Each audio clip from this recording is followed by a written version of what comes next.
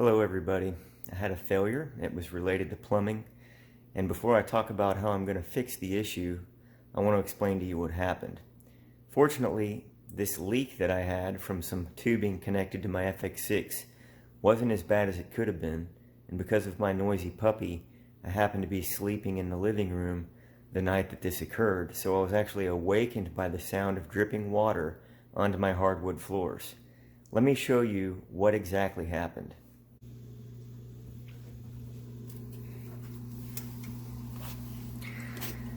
This is the connection from the outflow of the FX6 to my CO2 reactor. Basically, and I believe this was caused by occasional moving around of the reactor, for maintenance or whatever I might have been doing, there was a pinhole leak coming out right here in this tubing. This is basically PVC pond tubing, which I thought would be a nice solution because it's a lot thicker than the FX6 tubing, which is also known to have pinhole leaks. Anyway, the pinhole leak was spraying right out of here, and it was spraying against the inside of this cabinet door down onto the floor. So there was a pretty good little puddle forming here, and inside the cabinet there was some water gathering, but fortunately it wasn't running back towards the back, it was kind of moving this direction. So most of the water, because it was hitting the cabinet door and running down and hitting the floor, was able to be wiped up, no problem with the cleanup there. But I had to close all the valves and remove the outflow from the water so that it didn't continue to drain into the reactor, and then I had to put a new piece of tubing on. One of the things I'll be doing to improve maintenance situations in the future is I'll be adding a couple of valves here and here on the inflow and outflow tubes, but I'll also be replacing these tubes with a different kind of tubing. And the trick is how to get the different kind of tubing to connect nicely and securely to the FX6 valves, as well as to the 1-inch barbed fittings that are on the CO2 reactor, as well as finding a tubing that's flexible enough to go over the edge and into the aquarium without kinking. So I'll get to that now. So as I've been explaining in previous videos, the main goal here is to have no flow restriction to the FX6 to the tank, and no flow restriction caused by the connections to the CO2 reactor as well. So you got to maintain the 1-inch internal diameter from the filter to the tank and from the tank to the filter, regardless of what's in between. So that's kind of driving my tubing size selections.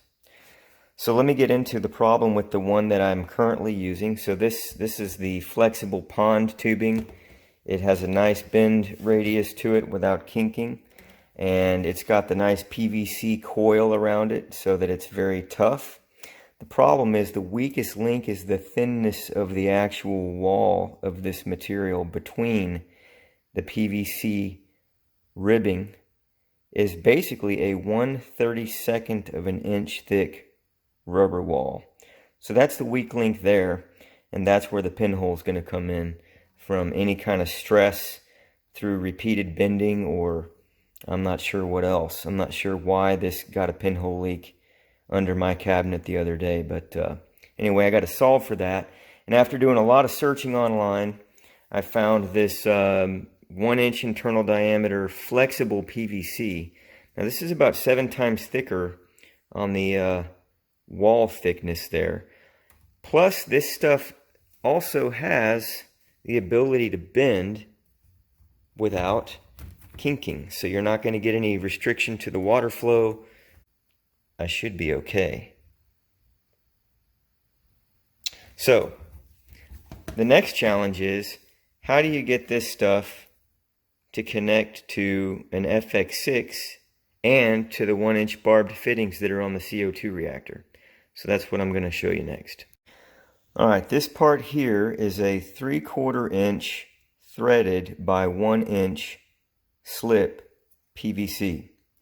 So the way this is going to work is I can take the PVC flex pipe and literally glue it into this adapter fitting with PVC glue, because this is PVC, Now you've got a very good strong connection on some flexible tubing that you can use to run the plumbing on your tank without worrying about going on a vacation and coming back to ruined hardwood floors and a bunch of dead fish.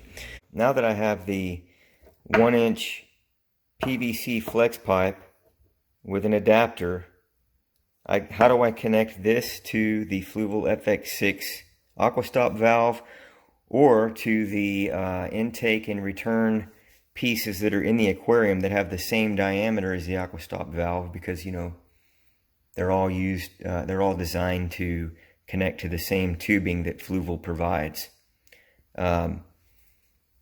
This is a piece of washing machine or dishwasher discharge hose, and I got this at the local hardware store. And this has a 7/8 inch internal diameter. So what I'm going to do is basically use this, and I'm going to cut it up into pieces and use it as a coupler. And the beauty is the threading on this adapter is just a bit larger than the 7/8 inch internal diameter of the inside of this discharge hose. So I can literally screw this into this and then use a hose clamp to tighten it. So that's better than a barbed fitting even, because these pieces, these threads have kind of sharp edges, and they'll actually slightly cut into the inside of this tubing. As you can see, I screwed it on and then unscrewed it. So that created these threads here. So even better than a barbed fitting, I can screw these onto this, these cut pieces onto this, and then use a clamp to secure it and tighten it, and that'll be a very solid and secure fitting. So the idea is, this is the tubing to and from the tank, got the adapter, PVC glued on, that's about as secure as a connection as you can get, and then this screws into this piece with a clamp for security, and then the other side, wherever I cut it, will actually connect to the aquastop valve. Just so happens the aquastop valve is slightly larger than this also. So if I warm this up in hot water, I can slip it over the aquastop valve and then secure it with a clamp, and I'm good to go from end to end.